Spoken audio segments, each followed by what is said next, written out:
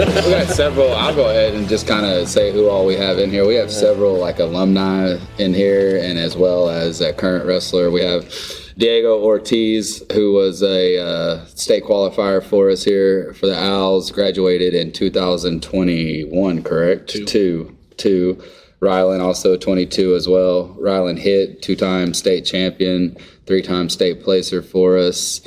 Tyler Johnson, who graduated in 21, correct? All right. See, I'm getting old. I've got to keep all this straight. Tyler, you were a 3-time state qualifier for us, correct? And then Michael Williams, who graduated in 2019. Yeah. Look at that, 2019. And Michael was also a 3-time state qualifier for us as well. And then our youngster setting in is Braxton Antuna, who's freshman wrestling for us. So that's everybody here. And it's cool just to have a whole podcast with some alumni, and we're right in the middle of Christmas break practices where wrestling's one of those cool sports where you get the chance. Like, I know Tyler took off work all week just to come and practice with us, and Diego's here, Rylan's here, Michael's here. A lot of people like make sacrifices in their schedule, or they're just here on some sort of break, and they find their way to the wrestling room to not only work out and see buddies, but to give back a little bit. And that's cool to bring the whole podcast together. And Braxton sitting in here as a young person, I wanted to just get your feel right off the bat. You and Diego, I saw y'all scrapping yesterday, and Diego getting the best of you. You took it personal, got the best of Diego a little bit today. Talk about being able to have alumni back in here, Braxton, and how it's cool to have that. It's pretty cool that he can push me, and like we can brawl it out and stuff like that. So you were a 7th grader probably when Diego was a senior? Yeah. So you just were introduced to him there, and then now that he gets to come back and work, I don't know. I think that's a good dynamic as a team, right, Diego? I think it's great because like I'm a little bigger now, so it gives him a chance of like more of a man, so I can try and use my strength. He learns how to not tie up, have to shoot in space, and that's what he did today. That's what got me. I was like, you're just too quick. Yeah, exactly. A little old. That's good, man. That's good. And like when you talk about alumni that come back and help out, like and want to be involved still, like you can't come back with any type of ego or like I'm gonna come in here and just beat the crap out of these kids. Like maybe that's an attitude like I took a little bit when I first started with some kids to like set the tone and stuff. But like you guys are coming back and not like, number one, we're good. We have good kids in here. And then number 2, like y'all are just trying to get kids better because you want to see the program be successful as well. And like, man, as coaches, we're so appreciative of that. Like Tyler, you want to talk about being able to come back and help out and just be involved? I really want to help out with the younger people with the nutrition and the weight because I never did it right at all. And I see other ones doing it wrong. Right. And it low-key, it makes me feel weird because they was looking at me doing it the wrong way, and that's why they're doing it the wrong way. So I try to come back and help people with the moving, too, because they don't move. I've seen a lot of stagnant feet on the mat today. They just stand in front of each other. Bryce is the only one that moves. That's a great point, man, and I'm glad that, like, you can see that and, like, hopefully you can see, like, yeah, I might not have did this wrong, but here you go. Here's my chance to correct it and pour back into the younger generation and talk to them about mistakes. And, like, a lot of people at your age are not mature enough to, like, realize that. They don't realize that till later in life, you know, and they're like, crap, I wish I'd have done this and that. But, like, immediately you're getting back and making an impact. I think that's tremendous for, like, not just the youth, but, like, your community. You're involved in this Elgin community. You're a good member, and, like, I don't know, we're grateful for that. Michael, you want to talk a little bit about coming back? Yeah, I mean, I come back whenever I can, and it's not one thing I pick on. It's just like I'll either try to get people to make mistakes, and I'll catch them on that, or I'll adjust my wrestling style to, like, if it's a bigger guy or slower guy, I'll wrestle with bigger guys, and I'll move quickly, so that way the big guys have experience with quicker guys like that. And then, like, the smaller guys will wrestle, so they have experience with, like, strengths, so that way they can get a full repertoire of, like, who they might have in front of them on the mat. Because you have different opponents that are very specialized in being quick or very specialized in being strong, and you got to be able to match that person and know what works against them. So that's what I like to do. That's why I always think you would make a great coach, Michael, is just, like, because you're able to a good coach, I think, adapts to kids. You know, you adapt and you work with their strengths and their weaknesses. And, yeah, you could go out and bully a kid, but, like, I had a situation today. Abby, who was 190 pounds, wrestling a 130-pound girl, and she wasn't really doing anything. And I was like, hey, wrestle her like a little person. Be quick, you know, work on your speed and agility compared to just going out and bully those big kids. And all of our kids in this room are starting to kind of figure that out, you know, where, like, I can come in here and just athletically dominate somebody, but where can I get better in these positions, you know? Yeah, even with the little kids, like Kale today, he was wrestling Maddox. You know, he has 20 pounds on Maddox, so he was just trying to rough him up, head wrestle because he knew he had weight on him. But I tried to explain to him, it's like, and here's where you want to work on the stuff you're not good at. He's not good at shooting, right? So you need to work on shooting for him. And the same thing with Maddox, it was like, look, he's a big, strong dude, let's work on them outside shots. And sure enough, that's what they both did, and they both took it to heart and started getting better, so. Yeah, that's what you want to see is just be able to correct kids like that. And I don't know, I'm real hard. I'm not hard, but I'm just like big on my kid right now and developing a different shot, and being able to get to the outside of people. And like kids were receptive to that the past few days. And that's good to see. And our alumni is coming back in and pushing that agenda. I don't know, just I think it's a good culture to be involved in right now. How did y'all get into wrestling? Diego? Mine was best friends are like, during wrestling, and Coach I was like, yeah, you be good. He's like, you're a linebacker? Man, you be good. We need somebody at your weight. Yeah. Had him on the bus as a little fat seventh grader, and just be honest, like he was very just unathletic looking, but like I know you could look at a kid and be like, oh, you don't play basketball, bro. And, I don't know, just come, and it was good, and it was seventh grade on Diego to be like a state qualifier in our program, like. Dude, he's a solid one for us. Not only that, like went to Fargo, was a member of Team Oklahoma. Like you were an accomplished wrestler for just starting in seventh grade. Rylan. Since I was little with Coach Osborne in that tiny little gym over there in the girls' locker room of the field house now. Yep, started like 4 years old. Dad just brought us to practice and then never quit going. And it's kind of one of those things probably with you growing up, like it wasn't like a pushed agenda. It was just getting you there when you could, right? And then just being supportive. Yeah, just having a blast all the time. I remember the little league tournaments we used to have. I still got the little medals Coach Osborne gave us. This year at the summer tournament, right? You won it, and I'm passing out the medals, and like you really want to take a picture on that stand. At first, I didn't get it, right? But then you told me, you said your first tournament you won, you got to take a picture on that stand. So now here you are, that same stand. As an adult, taking a picture on that same stand. I was excited to get up there.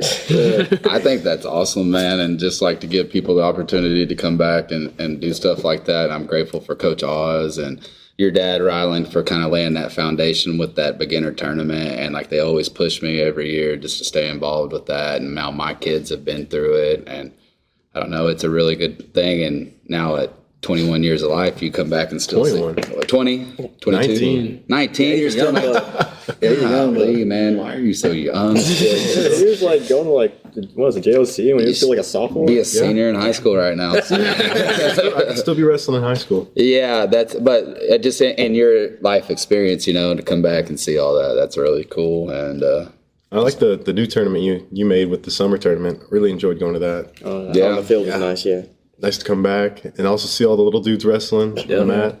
That's cool because everybody's sitting at this table, all of us, Coach Bean included, have wrestled in that tournament. That's awesome. That's awesome. Everybody, Braxton, you wrestled in it. Braxton, as a seventh grader, we was wrestling him against Hunter, in it and stuff. It was cool. That was your first year here? Yeah. Braxton, you've always been a youngster that we just thrown in there with the older kids. Always, right? Yeah. Talk about that. Man, it really helped me, grow up and stuff like that because it was, done playing around during wrestling practice. It was done doing all that goofy stuff during wrestling practice. You really had to lock in and focus in on wrestling. Because if not, you get beat up, right? Yeah.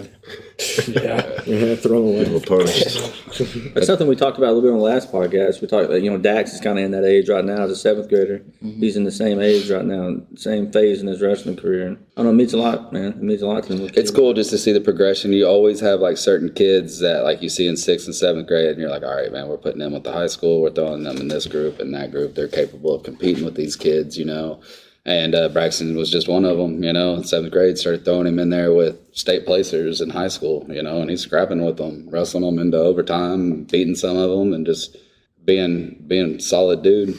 Tyler, talk about how you got into wrestling. I got into wrestling. I thought it was WWE at first. Until I came in, and then it wasn't, but I liked it because it was harder work than football. And I like sports that are hard work because if you don't put in hard work, you'll never be good at the sport. That's the only reason I started. I thought it would just be fun and I'd get to elbow people.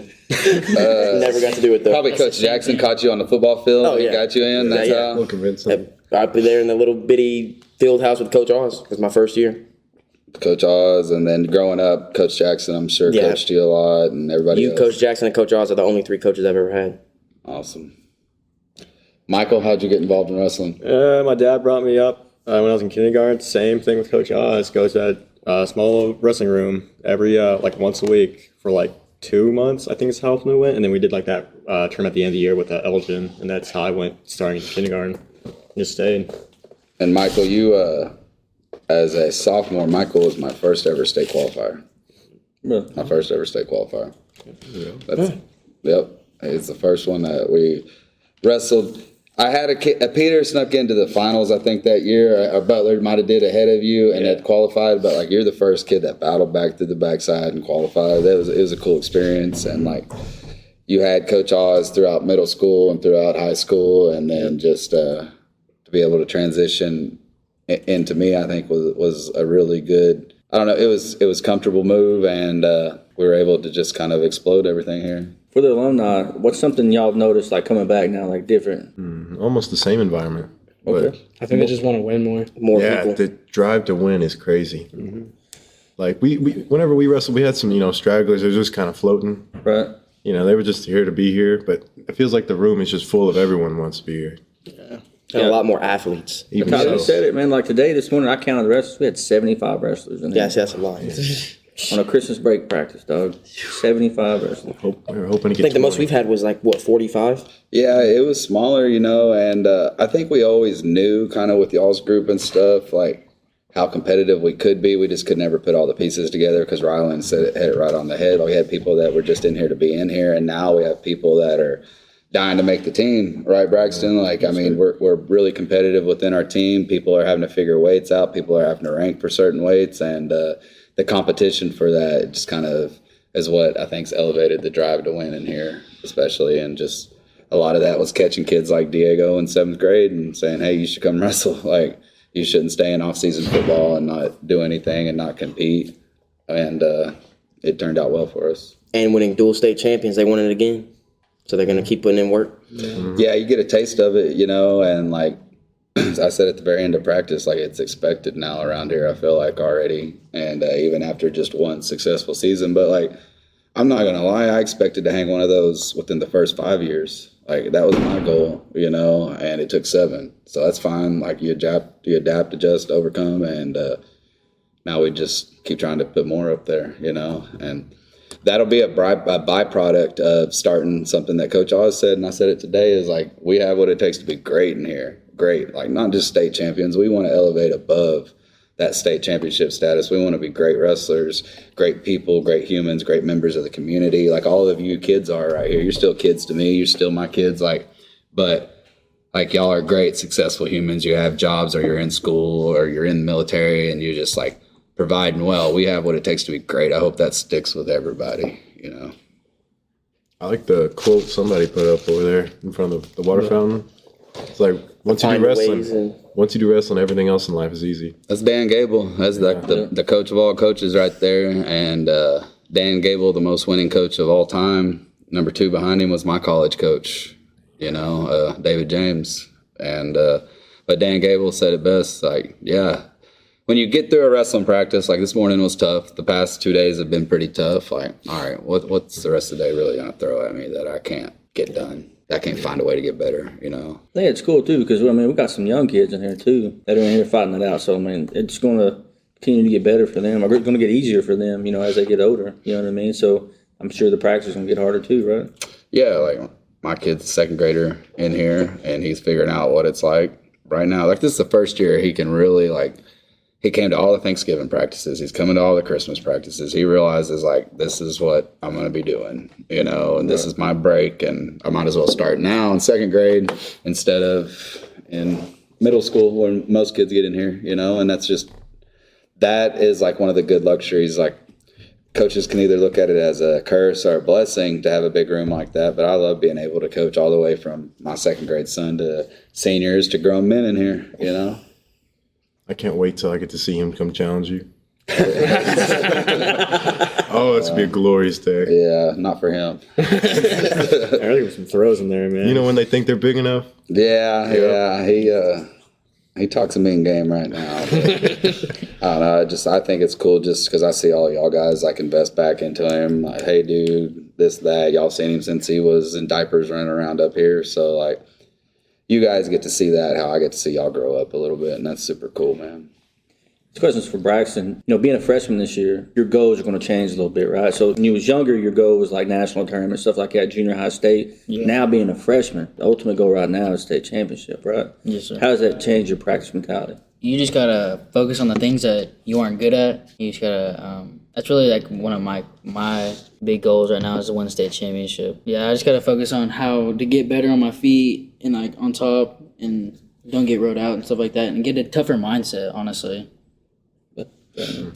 That's, I mean, he hit the nail right on the head. Braxton's like super talented, but if we can make your mind unbreakable, you'll win state championship. But like I want like we have several freshmen. We had a freshman win it last year, and like kids are kind of like feeling that heat as freshmen. Man, I need to come in and win it. Like, I love those lofty goals, but if there's bumps in the road or if there's a setback, like, man, just fight through those and know like you're on a development plan. Like, winning 4 state championships is awesome. There's only been 50 people ever do it.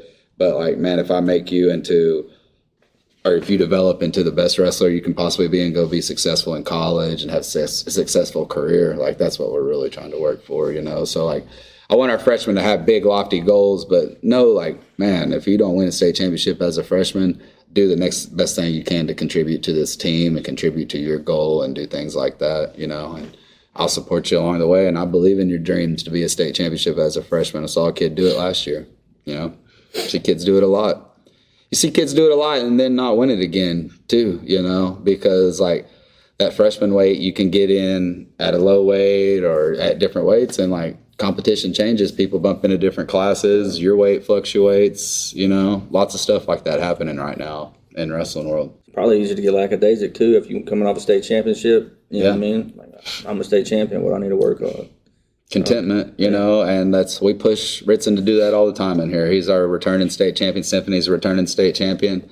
I mean, I was wrestling his butt today. Rylan's in there pounding him today, and he's receptive to that. You know, he's out here competing with us because he knows what's at stake. You know, and Symphony knows what's at stake, and Hunter knows what's at stake. Being in the state finals, like them kids are out here leaving it all on the line in the practice because they don't want that feeling of defeat or I didn't put in all I need to, you know. Yeah, we was talking about hunting foraging earlier. There's definitely no easy meals in here now, man. 100%. Richmond was going hard.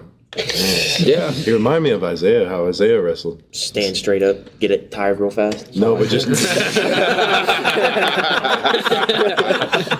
Nah, he's really tricky with his explosiveness because he'll lull you to sleep. He kind of little teasing, and then he just blasts through you. I had him took him down today, and then I kind of relaxed for a second. He kicked me over, you know, freaking 30 pounds bigger than me, and I just kind of relaxed for a second, and there he is, you know, just. He picked me up off the ground. I was like, man.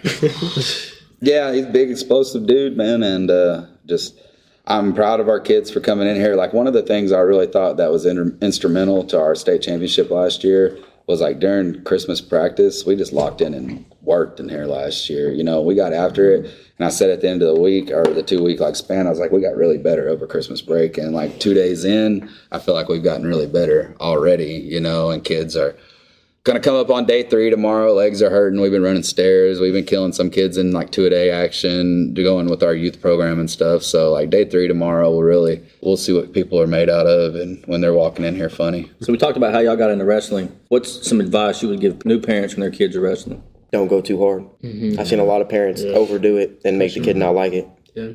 You get them burned out real quick. Very fast. Mm-hmm. I think that goes into a lot too. Like, I've seen parents that really ain't too hard on the kid, but they'd be mat side yelling at a ref the whole time. Yeah. You know what I mean? Yeah. Then the kid thinks, well, I got cheated. You know what I mean? Then the kid grows up arguing with a ref. That's the worst thing you can teach a kid, man. And just like, and as a dad myself, like, I've seen my kid get screwed in the corner, you know, and I've kept my mouth shut. Derek has watched it. He's watched me sit there and eat it, you know, just because I don't want to. My wife has asked me before, why didn't you go argue that and stuff? And I said, I don't want to teach him that. I don't want to teach him anything. And sometimes, like, he'll see my expression, and if he sees I'm upset with the ref, then he starts melting down a little bit, you know. And that's just like, you've got to learn, like, teach your kid at a young age how things are going to happen, especially at these youth tournaments and they're a 6x6 square mat. Like, you're not going to get all the calls that you want. And I don't know if you can just teach them at a young age. I told the kids last night, none of you are going to JLC to try to win an Olympic medal. You know, if you don't win JLC or don't win a match or don't place at JLC, more days are going to come. We're going to be all right. I think how my dad did it. Whenever I didn't want to go to like 2-a-days, he would go, well, you got a coach trial. And tell him you're not coming. Not really forcing me to come, but making me make the decision to come and call you and tell you like a man that I wasn't going to holding you accountable. Accountability as a parent. That's number one best thing, man. And, not going to drag me screaming. He's just going to make me accountable. I'm thankful for that. I'm thankful for parents like that, and I hope they know it. Like on my end, I'll always hold up that deal. And as a coach, like, if you just hold up your deal and make your kid accountable, you know, and you'll learn that way or you'll learn the hard way, you know, and the hard way sucks. Like, I don't want kids coming back and being like, I wish I did this. I wish you were harder on me, Coach Rowell. I think everybody here knows, like, I was pretty hard on y'all and tried to push you to the limits that you needed to be. And every kid's different with that. Like, you can't step on every kid's neck. Yeah. I think my mom was, like, similar to Rylan's dad, but, like, my mom was also, like, since I always had to cut weight, she was like, you gonna lash back at me? You ain't wrestling. So I was like, I had to cut weight, but, like, silently. Silently, you know, be at work and just deal with it. That was like the worst thing, working at a restaurant and just and your mom can cook up a I'm about to say, man, the hospitality room was on. every year. Heat up in there. Yeah. Dude, I remember that hospitality room story, man. That was great. Yeah, Michael's mom with the brownies and then just everybody coming through. I think my mom made it good though, because she would like show it and be like, but you can't eat it. And I'd be like, I treated you like a dog. Sit. I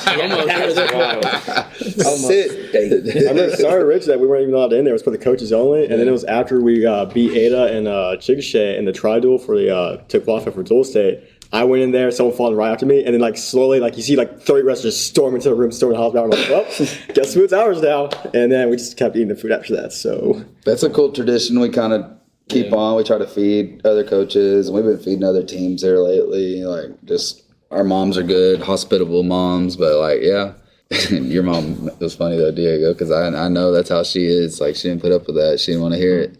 It's the eyebrow look though. Yeah. I'd be like, hey, Mom. Yeah. I think the worst one was like when I was kind of either 13 or 20 for either 13 for it was Tulsa Nationals or 20 for regionals junior year. She's like, you do anything, I swear, you're not wrestling. If you do anything wrong, like, you better be healthy, you better be doing it right. And I was like, That's good. I mean, moms need to hold their kids, and like sometimes I've had plenty of parents call and like, hey, my kid ain't doing this, my kid ain't making this weight, and I was like, yeah, I respect that, but like here's like what's gonna happen. Like, they're gonna have to wrestle onto the team, they're gonna not make it, they're gonna be way undersized, and a lot of times like I don't fight that when parents call, but like I'll ask them, be like, are you holding them accountable for doing everything right, you know, eating? Like, they just need to do things right. You can't not eat and just try to suffer through it. You can't suffer through the weight cut anymore and be competitive, right, Tyler? No more. I was the only person that could do that. Yeah. Braxton, what's it like for you? You know, you got a little brother now. Like, what's it like for you watching a little brother come into it? Man, I just try to encourage him a lot. Right. I don't try to like say like talk down to him or anything like that, because if you talk down to a kid when he's wrestling, they're gonna be like, oh, I'm not good enough or anything like that. So I try to pick him up and tell him to go to wrestling practice and stuff like that, because most of the time he don't want to come, and I'm like, you gotta go, and he's like, okay, fine, and he goes out here and he figures out he wants to wrestle. His buddies are out here and stuff like that. Like, here. that helps out a lot. He's friends with my kid, and I think that's great advice, is like, as an older sibling, like, be encouraging. And your brother is a kid that kind of struggles with like confidence and stuff like that as a younger kid, and like we just always try to make him feel welcome, and you do a good job of that. And I think like the funniest thing is like one time your mom just got him up one morning, signed him up for a tournament, and we had weighed in like the day before at practice and the home weigh in, and it's like 8 o'clock in the morning, they're in the car and they pull in the parking lot at Bridge Creek, and he's like, what are we doing here? Oh, we're wrestling today, son. Didn't even tell him. And like got him there, and he wrestled, did great, but like he don't want the nerves of being anxious, you know, the night before and stuff. And I a lot of kids deal with that, like the anxiety of competition and competing, and it's That's just one thing I got. I overthink it a lot, and I give like kids too much respect than they should have, and instead of just going out there and let it fly.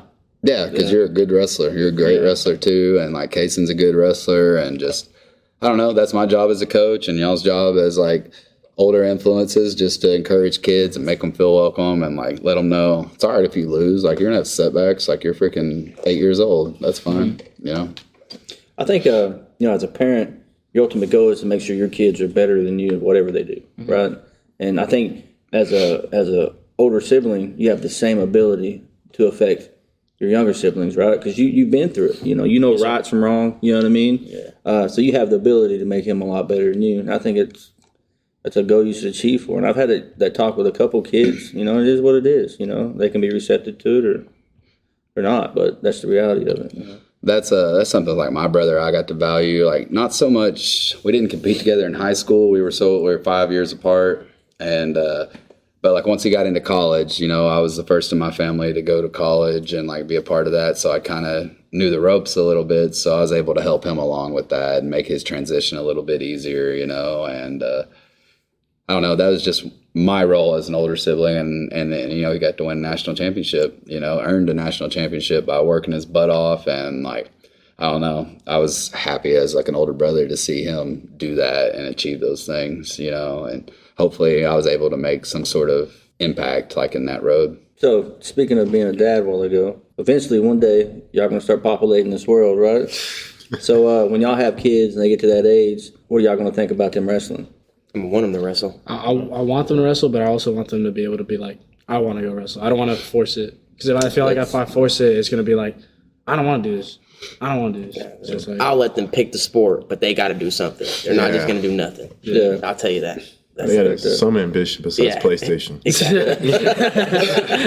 I'm not gonna let that happen. And you know what I figured? Like, at least I think is like the best way. And like, of course, like I wanted my kids to wrestle and be involved in it, but like, and it's easier said than done for a lot of people. Fortunately, I'm in the position, but just like being a good example, like I'm always here, I'm always involved in it, like I'm always around wrestling. I try to act like I do enjoy it, and I enjoy the practices, and Waylon sees that, Witten sees that, Woodson will see that, and just if you're a good father and you're doing the right things, your kids look up to you and you think you're cool, and I'm in here doing this. They think wrestling's cool. Their buddies think it's cool, That's kind of the progression, I feel like. Right. So, like, just being a good example, and you don't have to be in here showing moves and running practice like me, just being involved, asking them, like, saying, hey, I'll help you with this, do with that. What can I help you with your nutrition? What can I do just to be an active, like, father, but not, like, overbearing. If you don't know anything about wrestling, you don't have to go learn wrestling, like, to teach it, You can adapt and still be a good coach, or a good father, or just a good mentor, and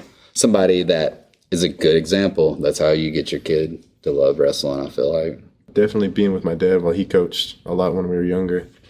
Like he had like his throwers he coached, and we loved being with them and just seeing his throwers and hanging out with them and watching him teach. Because you thought them were the coolest kids ever, and your dad was the coolest dudes. And your dad was investing all of his time in and on them kids. So you must be like, man, these must be the coolest kids. Yeah. One of his favorite throwers was Shane. I can't remember his last name. He brought us like these little Easter gifts and like little things when we were little. Man, me and my little brother loved him. That's awesome. Just watching him throw, and he's getting the shot, but he's throwing it 55 feet and just launching it, Shout out to Shane, whoever you are, for being a good example, for being a good example and Shane, just like encouraging kids. And I think that's good. Like when he saw how much your dad invested. So like he knew these are his kids, they're important. This is how I invest back, and all of you have shown that to me and my kids as well, and Coach Bean with his kids, and Coach Jackson, his kids that have been good influences in your life. And I think that's awesome. Michael, something to say? I don't have something to say. Why look at me? Michael, I'll say some stuff then, like, because your dad used to come in a lot and work with you and Matthew. Like, I'd say, hey, he'd ask to use a room, and absolutely, like, talk about some of his experience and how, like, being able to roll around with your dad was cool. So yeah, I mean, he also wrestled in high school, and he wasn't bad. But it was cool because like when I was rolling with him, he'd show me like maybe different techniques. So like maybe like a double wrist lock, or like maybe a different way to sit out, or like how to move on bottom. He kind of helped me learn how to moving a safe on bombs. That way I could work it to escape. So it's nice to learn that. And granted, he was big, so it's kind of part of like throwing leg, like do like leg work or like how to learn stuff like that. But it was good to have him there to teach me like, hey, you want to try to do this, or you want to look for this because this is where you get leverage from. And it was little technique stuff like that really helped me out. You had to fold him up on Thanksgiving lately? No. All right, just checking. That's cool though. Like I'm just to have that experience and have an active father that was in here and just able to get on the mat and roll with you, and not overbearing, not ever in here at practice like screaming or telling me what to do or how to coach you, just finding some extra time to work with your son. And like I respect a lot of people that want to do that. Like I'm cool with that, man. As long as like I don't know, just as long as you're like staying within the boundaries and trying not to teach kids outside the frame of what we're trying to teach kids, and normally that's not a lot because we teach a lot in here, and when I say outside the frame, I don't want ever to get kids' mind outside the frame, like we're working in the mindset that they're in. I don't want kids to ever like look for cheap situations, And there's a difference too, but like I've had situations in the past where like parents just didn't really understand what we was talking about. And that's different, asking questions that way, versus, no, we need to do it this way. It's like, come on, dog. It's kind of to the point, like, and I'm receptive to everything, and I listen to everybody's opinion and stuff, and like to an extent, but like we found success in here in what we're doing, why not like keep that going and like, because your kid's not having instant success, don't freak out, because that's where I talk about like teaching kids outside the frame. Like we don't want to just teach kids snakes and headlocks and like have instant success. We want to teach them that stuff and like teach them how to be dangerous and teach them how to defend that. But like in the end, if your kid doesn't know an outside single when they're in 7th grade, but they're really good at a snake, like, man, we have a lot of work to still do. You know what I'm saying? Hey, but snakes are still useful though. Very, very like, and like as a coach, I've adapted and like, my dad will freaking lash me until the end just because like that's not what we want to teach kids right off the bat. But I do teach a lot of kids right off the bat just to feel that because they need to feel that when it happens to them. They need to know how to defend that. And like, yeah, if you can have some instant success with it, cool. But you need to be smart enough to teach your kids, be like, hey, you got to be able to do something else. This worked here. Won't work against everybody, I do that with Waylon. Like Waylon's had good headlock growing up and stuff, and really athletic and is comfortable going to his back and flipping people over and doing all that. But now like he's growing up a little bit, got to wrestle a little more solid and have technique, and he's figuring that out, I find a lot of kids throwing headlocks on me because I learned my dad taught me how to do a headlock reverse from the standing position. So I'd bait people into a headlock just like reverse them. Yeah. It's like people would think, oh, I can just headlock people. All right, try it on me, man. Now they're on their back, and I got them out 5 points on them. And that's why like you teach little kids like that so you can teach them how to defend it, because lots of people are just teaching, hey, go out there and headlock this kid, headlock him, snake him, that's all you got. And I don't know, it's good to be dangerous with those, but we're trying to teach a lot of different stuff when it comes to wrestling. That's one thing I did a bad job at when Dax was younger. He was the same way, just head wrestle, just like it was like it's in his DNA. That was my biggest problem. I always went for that. You know what I mean? But the one thing I just told Dax not to do it. I didn't explain to him why you shouldn't try to do that every time. You know what I mean? That's one thing that I didn't do a good job at. Went till Cody came on, then kind of had that process of communicating a little bit. And I was like, all right, yeah, I see, I got it. Because like you said, man, it's good to be daily at that. You never know, man. And that's something now, like Dax is fantastic at chunking people, throws great headlocks at any position in the right time. He's super dangerous with it, but can also wrestle his butt off, So we was at the Moore Holiday Classic. Dax is down by 2, 6 seconds left. He lat drops the kid, gets to 2, and then gets back points and wins the match. Just one of them things. Good to have it in your pocket. Good to always have in your pocket. And I don't know, Braxton, you kind of see that. You have a lot of good big move stuff and freestyle, and Greco's helps you a lot with that. But in the end, like we're drilling outside singles and doubles and trying to get better. Like just talk about how like your progression of learning technique and getting better. When I was younger, I used to always just go for the chicken wing, like just a headlock every time. But my dad finally explained to me that when you get to like the higher level, that stuff's not going to work. You're going to have to, the basics is what's going to work all the time. Like outside singles, double legs. Bar and a half. I mean, the basics is going to work. Once you perfect the basics, then you can start going to more high level stuff and then tilts. And then that's what I've been trying to work on lately is tilts a lot. Because you're a good athlete, and you've always been able to get away with stuff like that. Now, freshman wrestling, what are you, 14? 15 wrestling 18, 19-year-old kids, you know, like that's a difference, and it's a good natural progression, I feel like. For the alumni, right? And for Braxton now, we can talk about yours too, but like back in the day, right, what was your go-to move or setup during a match? I used to be Fat Man Roll all day long. That was my bottom. I could not get off a bottom. I was a little chunky, you know. Could not get off a bottom, but I knew how to tuck that elbow and just roll them through. And it worked for a while until I got to high school. And then I realized, oh, man, these dudes are just going to pin me on my back. I remember we couldn't wait for get Rylan on bottom. All right, oh, put him on bottom. He's about to roll his pull over. Because they would stick it through, and they didn't think any better. But it stopped working. I eventually had to learn to get up.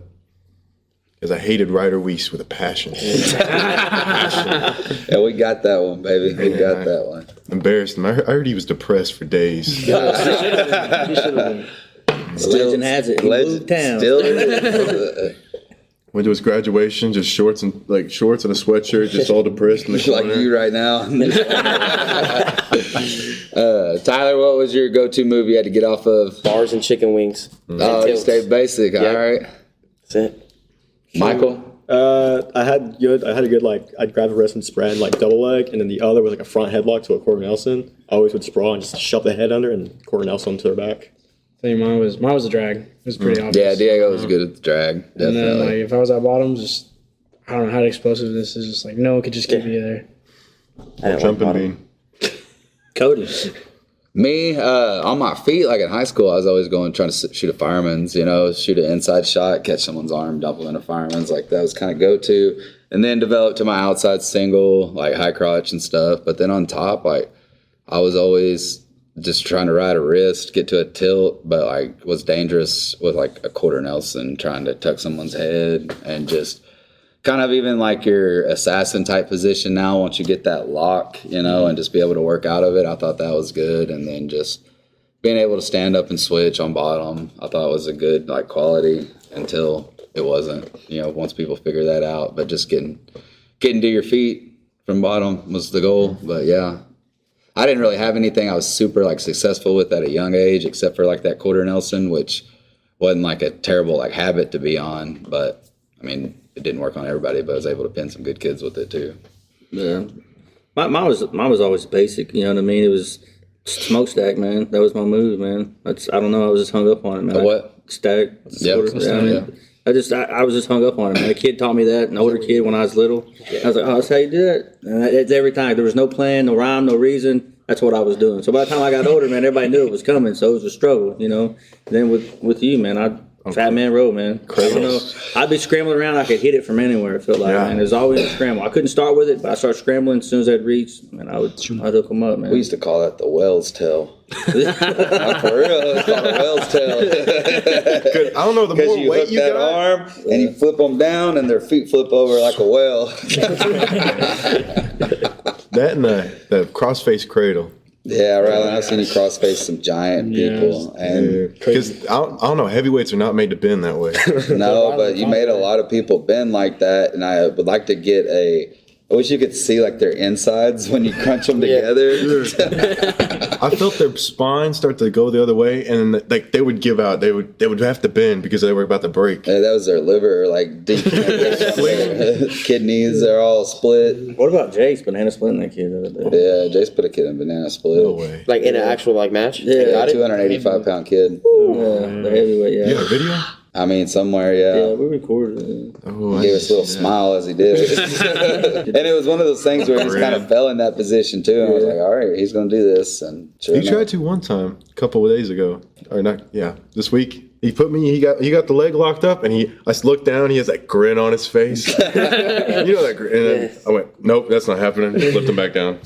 Thank you for not letting him do that to you. Oh man, Is that why you was he would talking not about it stop the other day? talking. Yes. But not him? so much Jay's, just other kids in here that I think get hung up on like going to stuff like that because you can just get there and hang and like be comfortable. But, Jack and Gabe are that way. Yeah. I wrestled Gabe today, and instantly, as soon as he got not even close behind me, he was already trying to throw his legs in from the front. I was like, yeah, bro, that's not how this works.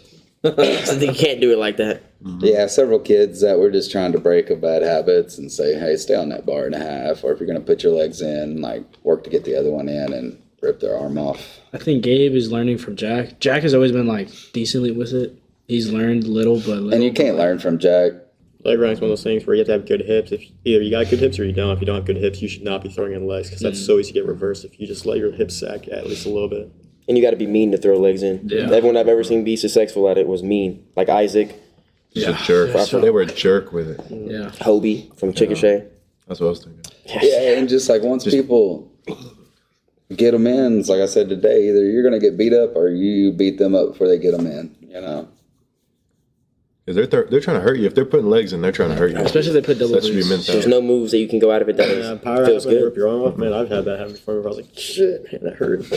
I don't know, man, it's just different, man. Different styles, you know, different builds, I guess. You know, you said something about Isaac a while ago. Isaac Garrett, man, he won a state championship with a bar and a half, right? Yep. I mean, Dragged and punched him over. yeah. I remember watching He wrestling was Isaac. mean, though. Yeah. Yeah. He's one of the meanest person I've ever seen. He was mean to me when I was in 8th grade. I came in here. He's a senior. You know, his arms were so long they wrapped 3 times around mine like ropes. I thought he had like tentacle arms. And he went like this and just poof, spread me out. I fell flat. Just and cranked a double, like a power half with double legs in on a 7th grader. Sure. And he was going to take it to your shoulder. Yeah, Off or you yeah. was He was gonna- trying to break me. yeah. To be fair, I took it back to to be him, though. fair, you were 200 pounds. As it's 8th It grade. weren't like we were an 8th grade, 100-pound kid. I Like, was a little fluffy though. you weren't a full-grown strong man yet, but We weren't like me in 7th grade. I was like 80 pounds in the 7th grade. Him and Alton, they held nothing back, man. no. Alton would I'll just never double leg me till I fell over. I like Alan, man. Yeah, I can get him on here sometime.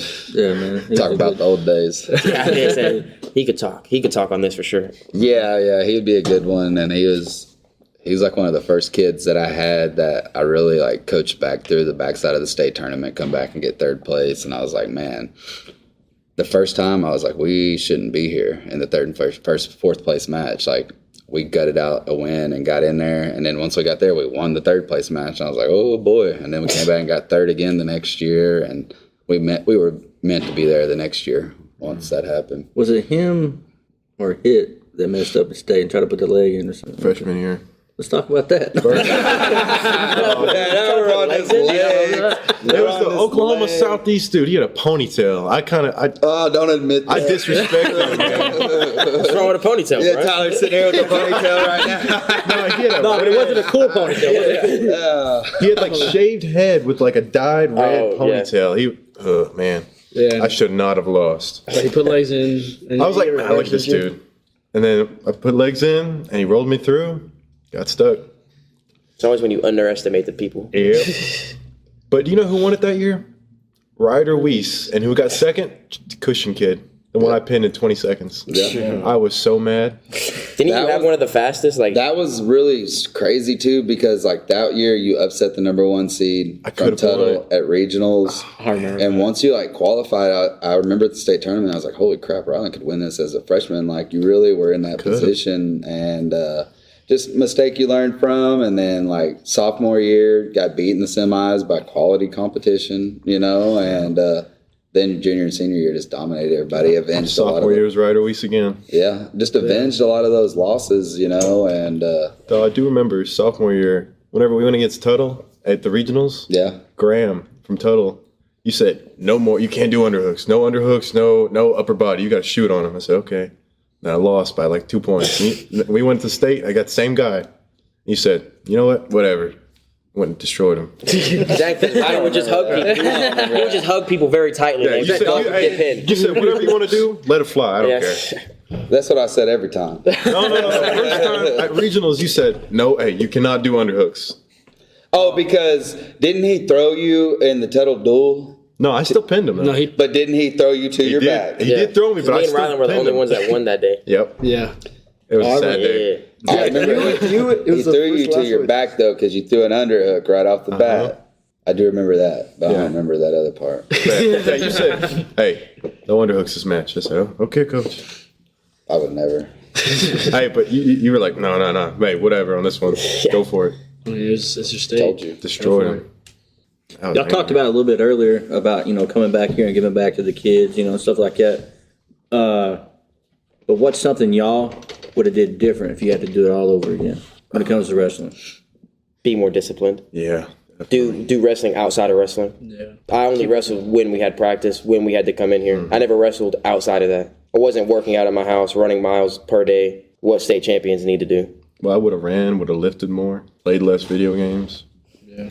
Didn't go out and party or do none of that as much. Keep my body healthy, eat good food, and eat the right way. That's what I would do. Just more work. I would have done more work. Easily. More lifting. I could have been so much stronger. Golly.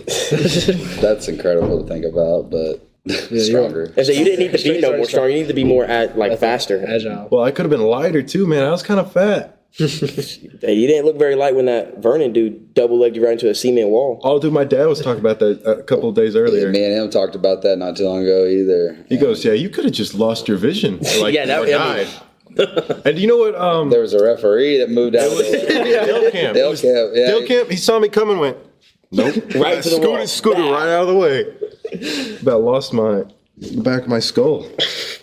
I forgot about that. I did forget about that, but Dude, he picked me up and drove me about 10 feet off the mat. Dale Camp went, "Nah, it's okay." treated you like a child. It was funny because I didn't even see it, and then someone was like, "Dude, someone's picking Rylan up." I turn around, and he's getting slammed into a wall. I was like, "Jesus Christ!" Tyler was just sitting there and he felt a force in the earth to move. And, Mr. Rylan's No, that's when Alton threw that one kid for 5. Oh. I literally felt the mat move. I was like, whoa. Is that like the Greco freestyle tournament? Yeah, somewhere up in Ponca City or Putnam City. Putnam City, Yeah, I remember that. He took it over belly to back. belly, yeah. Belly to belly, actually, and yeah. The Richter scale moved The on that earth one. tilted off its scale a little They bit. both look scared too. Like you see Alton's face when he's going, he's like looking around. I don't think this amount of weight's supposed to move in no. nature. They were in too deep at that point. That was like 600 pounds in the air at one time. Oh man, Diego? I think it's just like what they said. Just like push myself could have more. worked harder, man. Because I feel like junior year I disappointed myself. Senior year I made it, won the pigtails, but then it just went downhill from there. But I don't know. I feel like junior year, if I would have like made some changes, probably made my diet a little bit better. Possibly could have qualified, been a 2-time qualifier, not a 1-time. So I was like, I could have got second at state my junior year. 30 seconds left. Coach was like, "Don't tie up." I go tie up, get thrown in the headlock, lose. Wish By I 2 would points. have accidentally broke Weiss's nose. Accidentally. Dude, like a mean head pop up or something like, "Oh, my bad, man." Then double legged him. I think senior He was the year, one that always whined, right? About his shoulder when you would Oh, crank dude, on. I cranked the power half at dual state on him, and I had him almost past 90. He I lets was out a about to little screech. destroy him. And he went, "Ah!" and just screamed Yeah. like a girl. We lost the shorter duel. cat, right? We lost the duel 36-36. Uh-huh. 1 point. He beat me with 1 point. It was every time he'd win 1 point. I hated the way he wrestled. It wasn't honorable for me. You know, like when you beat somebody, you want to destroy them, you know? Same how I want to pin them. Nate said against that dude in Marlowe, I guess, or Altus. Altus. He was like, he wants to beat me. He just wants to run away from me the whole time. That's what not I'm even a saying. win. And I was like, he did beat you though. he blames that one on you still though. Man, he can blame that all he wants. I said, Crowd him. crowd him. Not cut him. Not We cut were talking about that like 2 weeks ago. I said He was like, that crowd Coach Rouse him. lost that match. Crowd him. I will say, you should always know what the score of your own match is. Yeah. You I have agree. to know that. I agree. If you're looking at the clock, you should at least see the score too. All right, I so said crowd him. The score was tied with like 10 seconds left, and he cuts him and loses by a point. And But I will give it to Nathan. I've never heard you say crowd him besides that one time. Ever. I've been saying that since I was 2. That's my first word. I heard crowd him. proud of. Crowd him out of the womb.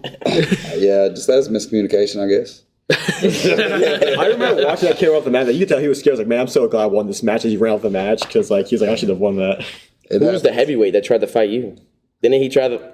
He said something slick to me afterwards, Yeah. but Was I there? Yeah.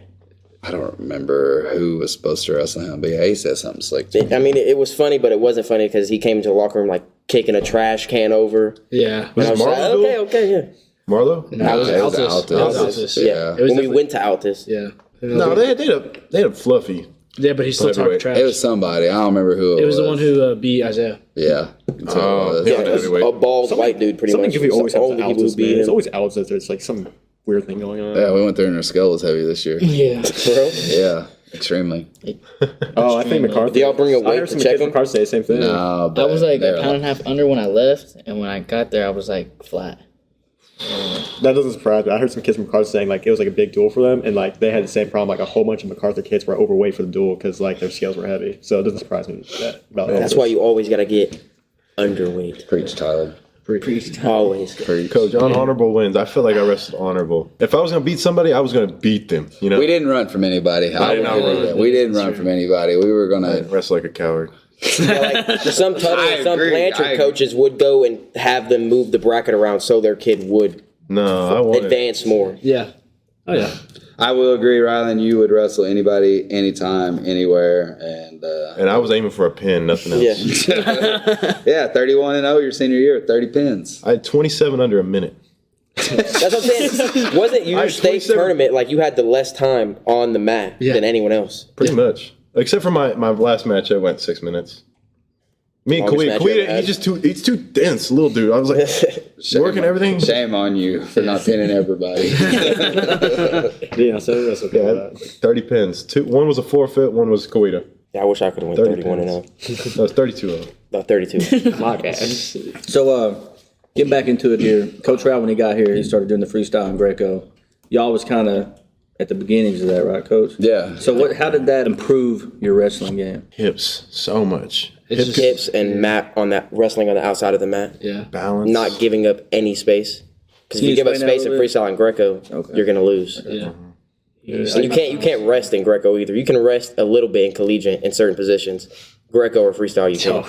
Yeah, because y'all are all kids. I hauled around to freestyle tournaments Yeah. every single springtime, like long ways away, and just went everywhere with me. And when you're in those freestyle and Greco tournaments, you're not wrestling any like slap competition. Really, it's the dudes that are in. Only the people who You wrestle state Yeah. champions, state placers every single match, and you take a lot of beat downs in that process. But like we also gave a lot and beat some good level kids. And Diego competed during the summer and all that, and like it was just. I think it teaches you really well because I remember 7th grade year I was like horrible at collegiate, and then did freestyle Greco, won some matches, and started like gaining that confidence and being like, okay, I can wrestle. Like there's just different ways I have to learn, teach myself a little bit more. But I think freestyle Greco is amazing because it's what at the end of the day. If you want to do national stuff, and want to do like Olympic stuff, like that's what we have. and it humbles you. You can get teched in 3 seconds. Oh, yeah. Very quickly. My 2 matches in a row against Harley Andrews, favorite matches to this day. Mine too, probably with you too, man. Like went to war with that dude. We both throwing up in between. Because we were the Oh, last is that the two- tall, like ripped Tuttle dude? Yeah, Yes. he looked like he was genetically modified. Like he was made for wrestling. Like he was solid, man. He's crazy good. Yeah. Like, dude. Beat Isaiah Wolf in the finals one year. Oh, remember how he pinned him? He had both arms behind the back, smiling for the camera. Yeah. Just sitting there like It was this. bad, yeah. He got after him. He's good, man. And Oh man. just watching y'all compete was awesome. Like I won't trade any of that for the dude. world. Like them tournaments were long nights. Like we were gone a lot. And Diego's mama making me breakfast burritos every morning to get me on the road. But like Yeah. some chorizo. it was cool. Chorizo or chicken. That's right. There's always chorizo and eggs, and like, damn, In my stomach the hurts. school van, whole bag pulls into the window, throws him back there. All right, Dude, we're there's on the way only to one tournament. little circle because he didn't get there early enough to warm it up, you know? He's like, Yeah. And we'd make it. yeah. I think the only one that was like scary was going up to cushion. When you dislocated your elbow? Yeah. You had to ride back home in that van. I was Like, like, oh. I was like, what's my mom gonna do to me? I was like, kids are stopping. They're like hungry, wanting to stop at stores, and Diego's sitting there like this, his arms all dislocated. I bring him home to mama with his arm dislocated. She looks at you like, she wasn't awake, so she was like, huh? She's just looking. like, I was afraid for my life though. My man, well. Braxton, what's your thoughts on freestyle and Greco right now? Man, it just teaches me how to move a lot. Like in certain positions, it helps me out. Like throwing stuff. I think it teaches ties really well because it's like you can't just hang on because if not, you can get thrown. You can put on your head. It teaches you how to be comfortable in like certain positions, especially like Greco. In freestyle, it just teaches you like hips. You gotta have good hips. You gotta be able to always moving because if not, if you're flat-footed, take you down, leg lace you, you're done. Yeah, it helps you not to get on your back either. Like when my first years doing freestyle and Greco, the next year in collegiate, I didn't get on my back as much. I didn't get in any of those scrambles as much. Because you learn positioning, Yeah. like exposure is a lot different than counting near fall points, you know? So, like, even exposing your back is deadly in freestyle and Greco. So, Yeah. you're furthest possible away from it in collegiate now. And, like, you're trying not to even give up exposure in collegiate, which will translate to not giving up any near fall points. I think it'd also be good for like these kids if like they start going to college because now it's like the danger count.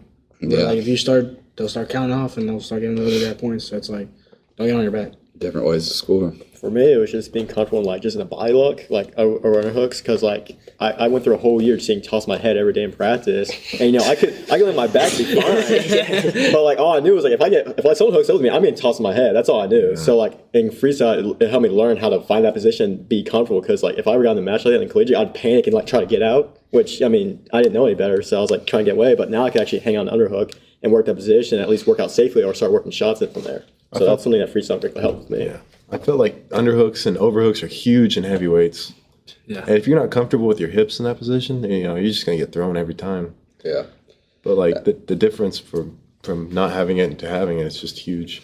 Guys, like a lot of kids would just say, now you're comfortable. We wrestle Greco practices where we're in here for an hour and a half just working Greco. Don't shy away from those body locks. We're comfortable there. Like, score some points off of that. Came bread and butter. Some of the younger kids that come, like they're hesitant, like in folk style. You know what I mean? I feel like the freestyle and Greco aspect, especially freestyle. You know, take them down. If you don't do nothing, you got to restart on your feet. You know, I think that helped them a lot with their hesitation. They're constantly trying to attack on their feet. You know, instead of hesitating, some kids just get out there and they lock up. You know, oh crap, what am I supposed to do? You know, Yeah. if you do that, I mean, you're behind. You know, Yeah. was remember when the Marines come in that time and did the demonstration? What's that? The Marines, they come in here and did the was that Rylan Yeah. that dude threw? Yeah. So the game was you had to stay inside the middle circle, and we both started with an over-under. Right. And that dude, he weighed like 40 pounds less than I did. He was like 240. I was like 280. I felt like I could not move him at all. He was just like a brick. Like, Grown men. just He was grown on man like the straight. Greco world team or something. Yeah. Too. Like, I got him to take one step backwards, and he like, I saw in his eyes changed. He's like, oh, now it's 100%. Not a game no more. And then that dude started just walking me back, and then went, phew. As soon as I started pushing a little too much, sent me. It's not a game anymore. Yeah. I saw a change in his eyes because he was like, oh, this is fun. He's younger than me. And then went, I don't care anymore. It's like Coach Rowell wrestling Jace the other day. You gotta take it another level sometimes, Yeah. man, or you get hurt. And like that's with Rylan every time. Like You start with a flying knee to the chest. never. Sometimes you gotta set the tone with them big dudes. Well, Cody, I mean, we've been going for a little over an hour. About that time for final words. Braxton, I just want to know like what your season goals are for yourself, your season goals for your team, and then just someone you're excited to watch wrestle this year. So my season goals definitely to win Gary or even place at Gary, and to possibly win a state championship. And team goals, obviously, you know, win state, dual state. But I want to beat some like the number one teams like in 3A and 4A. Like that would be really fun, just like as a team goal. And someone I'm excited to wrestle, everyone knows it's Hunter. That's who I'm really excited to wrestle. I mean, Ritson, Bryce, Talon, all of them. I'm just ready to see him scrap and everything. Awesome. And then boys, just talk individually just about like what you, just for y'all, like what you value from this program and like what you're proud of and like what you like seeing and what you would like to see going forward with this program. And then just anything cool y'all got going on in your life you want to talk about, you're more than welcome to. Diego. I think it's like value from this program is just like how we can all be separated and like we all come from different backgrounds, but like we're a unit. Like we all go out there, we go scrap. I think we really showed it my senior year that we can actually compete with like especially those top teams, other than like Michael's year and everything with Jacob Butler. But like I feel like people from like nowhere knows where they're at. Some people like it's freshmen, like you got young kids that don't know what they're doing and they go out there and they compete and they win. And we really showed that my senior year, and I think we can just continue that, just like progressing those kids, showing them like it don't matter how old you are, it don't matter how big you are, you can go out there and you can win or you can lose. And you better fight it though. Anything cool you got going on in your life? What are you doing right now? Talk about it. Right now, well, of course, in the National Guard.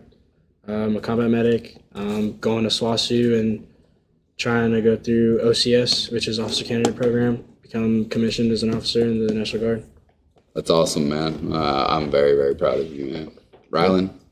I really like the tradition of just this room. There's no dumb conflicts or, stupidness happening. There's an expectation that's set, and it's been kept for a long time. I appreciate that. Talk about what you have going on in your life right now. What are you doing? Just college. I could tell you a lot of big words. I was real happy. Last semester I got done with a film reflexivity paper over Gene Baudrillard's Simulation and Simulacra, and I analyzed Fight Club, Inception, and The Truman Show. Everyone's just like, the faces. I was real proud of the essay. That's all I'm going to say. What are you going to college for again? Mechanical engineering technology has nothing to do with it. Don't worry. It was a gen ed I needed to get out of the way, but I enjoyed doing it. You still competing in any way? Lifting, jiu-jitsu? What are you doing? Lift every day.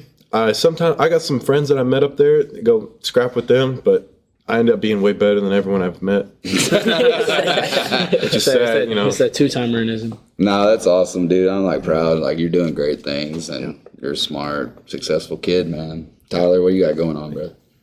Nothing. I like to travel. That's it. I work for 4 to 5 months, and I go to Florida, New York, other states, stay for a month or so, come back. And I want to get into a gym, but gyms are harder to get into around in Oklahoma because there is no good ones.